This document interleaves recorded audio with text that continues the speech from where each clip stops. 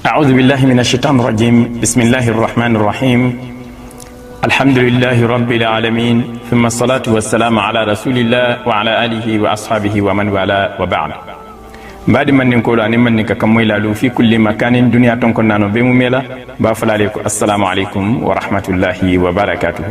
وبي تامبو كورال نينكتا سي ورامباتي akatanya ala tenturanti akatanya ala jairanti nimbade muslimu le muruna na programme ko nyemen tolankaay ko asiratu al muhammadiyya wa siratul muhammadiyya sallallahu alaihi wasallam nal fundu bakan nale wala da fula tambindinu akona le fatabarakallah bi nyanta kala na wala da saba nyawti mi ya lonko abeden din jikol lela ayatara nyim fale nun kaliye ko qabla bi'asati muhammadin sallallahu alaihi wasallam ganni ke kila nyimma kinan ayatara nun al akhlaqu fiha fasadun kabir ka foy ko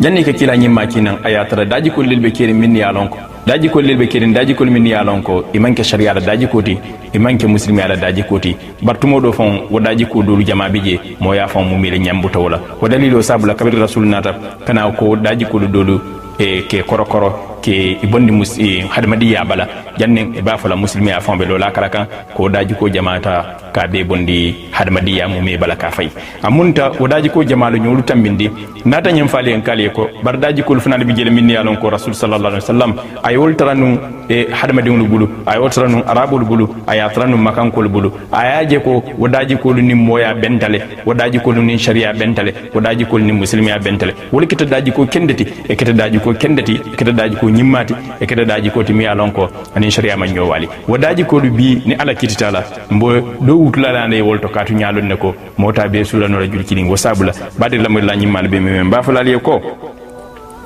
ko ka fale ko daji ko min yalon ko rasuliyya trakerin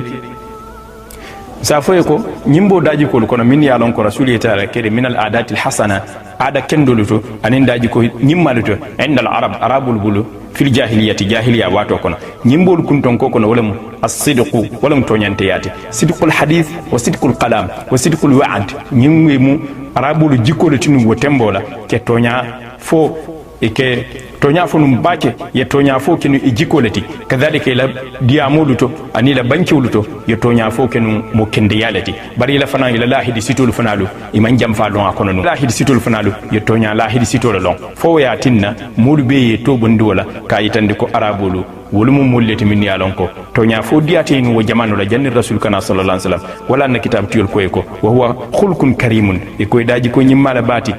عرف به العرب يا عرب الاول في قديم الزمان قبل بعثة محمد صلى الله عليه وسلم جنك رسول كينان وتمبولا يا عرب لون تونيا فوللا بربتوندون دنيا كيلما بربتوندون ساجي واتو دو الحال سيلما فو سابولا برلندون يا عرب لون من كوتوكي ولم تونيا فوت حنين ايات ربي جامانو لا فاليم يكو جما فاليندي جامانو لا يروا يكو جما فاليندي فيرم فنا يكو جما فاليندي بر عرب لا سيلولو ينين تونيا فوللو ولكن كبر الإسلام ناتا فزاده الإسلام ناتا وجيكوتا كالفا تقريرا كسبتندي كبمبن كبمبندي نحدمدي يالكونو دينا كدينو تفنا دينو كونو وتمثينا أنين كتوتو كبمبندي نحدما يمومي بيكون دونك وياتين حديث جماناتو كارولا بل إن شاء الله مبي ولتنكم دلالفولو فنين فتاتي بندات نين سوم سافدرون فإن الصدق رسولكو يكو عليكم بالصدق أكو موينتا لجملا tonya folale mo nyanta la jimela tonya folale mo nyanta la jimela tonyante yalla katminatinna fa inna sidqa yahdi ila albirri katuko tonya foke mo futandi alabato bundalato wa innal birra yahdi ila aljanna adun ayatara alabato oke modundi arjanna kono wudam ma kanyanta moye ke tonyanteti komin ko arabul tartanu akanyamin jannin dino kana sallallahu alaihi wasallam fulanjaw mi yalon ko jiko fulanjaw arabulu to bota minna jahiliya kono janni rasul kana wala mu qira dhaif dun tambunya wala dun tambunya wa huwa it'amu dhaif ke dun tawlu domorndi ki bunya ki jidi la ki min ke ibunya ke yirwandi ila madulatu arabul to botan wala baki fo yin kenu ngaibeti ye nyinke num bulu jati ye nyinke num kono to kuyati moye wil ala korda bunda soron komin ka fali nyami bar bi firum yatinna ku jama falinta bi firum yatinna ada jama fanan bi jew be falinta bi ni tata arab bankul kan bu wobun korda be bunda be soron dinne korda moti dunno la kono tankoy man la mutaro nyinin korda dun cewlugul bar bi ni ajube e telefon la ado to bi min baluta arab banko kan eke ila hewolu minela e kado minela bi hewol be arabu kundalu to wala arabu suwol kono wala musomonda ni wilta fara'aita albaba manzil maftuhan ni ya korda bundal jelerin wato minnu la yelam por yebe nis la karo bela e salon ko wolum sewo ko le be arabul bulu bari nyimmu la jiko ko to tinun qabla majid islam janni l'islam o kana an tukrimu ad-dayf wala tinna rasul nyin dante kaytande kenyim be muslimi ala mu'minu la taman se kono wala ni momi yalon ko be dankenarin alala e be dankenarin kila nyimmala faydu yukrim dayfa wasala lun tambunya wotuma lun tambunya mu kulatinu mi yalon ko ya arabul lu ala nun kabiri wotembola wa huwa min al-karam alladhi yuhmadu sahibuhu ako abe jiko bunyaron lel kono jiko kummal lel kono min yalon ko ke amario tentu o jikolula alama mbekela donc womu kankulorol tikafo momo kabirin wotembo la foyna suki binna dino na to tembo minna na to jikota ya bambandir nyala mi yalon ko fo rasuli banke koto ko man kana yu'minu billahi wal yawmil akhir falyukrim dayfahu momo keta dankina alati alala e keta dankina alati lakira lungula woto isila luntam bunya donc luntam bunya mu kuleti mi yalon ko sembo warta bake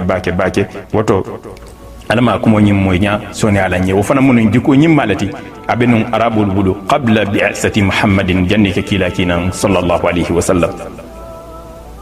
badi on nyimbe jiko fana kono kotike mi alonko abenun arabul bulu ki jikala janni rasul kana sallallahu alaihi wasallam alwafa'u bil uhudi wala mukallahidul timmandi lahidi timmando mun jiko reti janni rasul kana arabul dammalu kew bambandi ñowbulule kato koy malla fi jam fala walatin arabu kanke wo tembolula kuma na la hidote abe fala barabo timmandal wo murji ko lati mi yalon ko kabirin dino nata anato se sembela ko fanam bambandi ka allondin nanyim moya kono nyin sharia kono nyin muslimi an kono waketa kuti mi yalon ko mobe nyanti iji kalala kabirin tembo min rasul nata aw jikolu bambande wala tinna ko ni tata batar alquran ayo fon yo wo kunati ke lahidi timmandilalu moliye kana ke jammu alquran kono barke ijan safanan alquran kono ke la kende ani la beti ayitandi alquran kono oto badi mudu momo ni ayatra lahidi tinya ko muitila koleti amula jikoleti isi fereke yefan korsi yeji ko da janni ba fala wato bedan wala tinna ko wal mufuna bi ahdihim idha ahadu والصابرين في البأساء والضراء وحين البأس أولئك الذين صدقوا وأولئك هم المتقون أكمل من يالون كي كتل الله دول تمن دلاتي ني الله دوتا ولا تنا يمكن يو جنفا كونو لا كلاما ولا عملا ولا فعلا يمكن يو جنفا كما كان لتو يمكن يو جنفا فنا بارو لتو بري يمكن يو جنفا فنا إلى hadama ya mumeto wayatinna qur'ano nata ko ko jumman ko jammun ko jiko fana nyande badimdu nyanna la hidolu timmandu nyoy badimdu nyakantan na kamdula nyakantan na hadama alula nyakantan na rendez-vous wala wadamma wala be kelanye muslimi ya jiko nyande lawnti kilala jiko fanalu kunkanke en loti ala ma soni alany nyimbe kul kono kotike badimdu mi alon ko arabul tarti ke jikala nun kotike janne rasul kana sallallahu alaihi wasallam wala ihtiramul jawar كيسي نيوبونيا عرب النونتو قبل مجيء الإسلام فكانوا يحترمون جيرانهم إكي إلى سينيو بونيا لون يسينيو بونيا لون دي سينيو بونيا فنانكي إلى جيكوتي إكنيو جيكان دي منا إكنيو كلوا كان وتمبول والتقرير مبدأ الحماية لمن طلبها كذلك نيمبلا كول كون ميا لونكو arabul kenyo fasa kenu akan wala mu nim moye fasaro nyini bulu ay kun kana nyini bulu ibe ko kule ko bulale yala kan ya makoy fo abe toro min kono ya bonda kon e muka nyotu nyobulu comme ko bi abe mbulu nyami walla bi abi arabul fond bulu nyami bi arabul yebo nyotole bi arabul ye nyotu nyobulle bi arabul ye nyaka signolal bari mamanyulu e mamanyulu min ya lonko walla kete muculalti kabirin rasul nam nanna wala muka nyotu nyobulu e muka nyodu nyobulu fana e muke bo nyoto bari ke nyo fasale e ke nyo mutale e ke nyo hanyindi e ke nyo fanan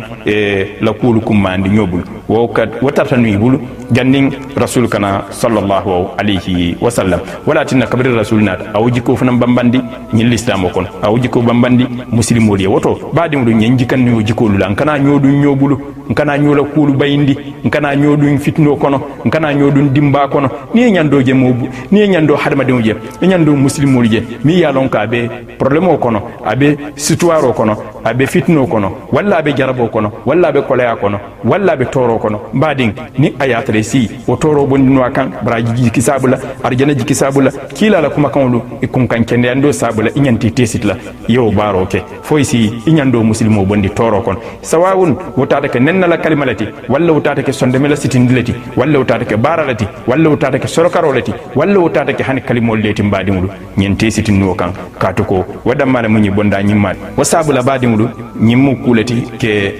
nyola ke sinyo bunyanyo wala tinna nata rasul sallallahu alaihi wasallam ayadante ko man kana yu'minu billahi wal yawmil akhir falyukrim jara nimmo mi yalonko ibe dankene yarin alala anin alala kira lumula isi fereke ye sinyo bunya ntol dun sayin jamano ketambulu sinyo toro leti sinyo tanama farso leti sinyo fanan kamfando leti ke sinyo dum fitno kono ke bonyoto sinyo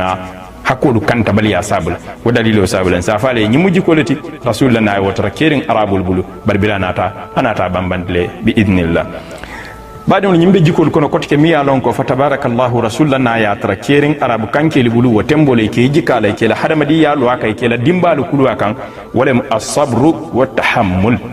ha as-sabr ke sabari wa tahammul anin ke nyimmakin ke sabar ke nyimmakin kula min boyte kan ila hadamadiya hakilo ye futandi nyinna ko nimbo komba makato bayla bibi asi sunna sinyo ya tinyala nin komba makato bayla bibi asi sunna hadamadiya tinyala nin komba makato bayla bibi asi sunna badin bun la janjawol wa dalilo sabula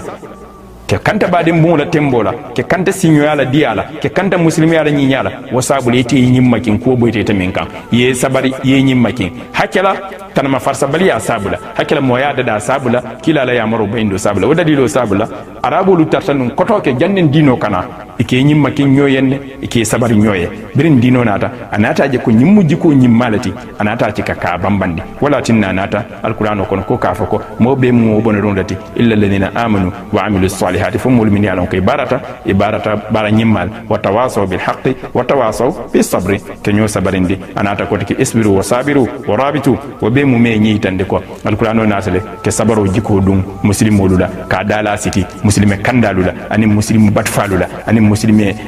foro kendolula ani muslimo be mu mela fatabarakallahu alama ko moni mo nyasonala wala na ko ya ayyuhalladhina amanu isbiru wa sabiru wa rabitu wattaqullaha la'allakum tuflihuna falsike ni batioti donc sabar la be mu ni batiolati sabar la be mu ni batiolati ma fo ye sabari hanye baliya kan ma fo ye sabari nyin kamma ko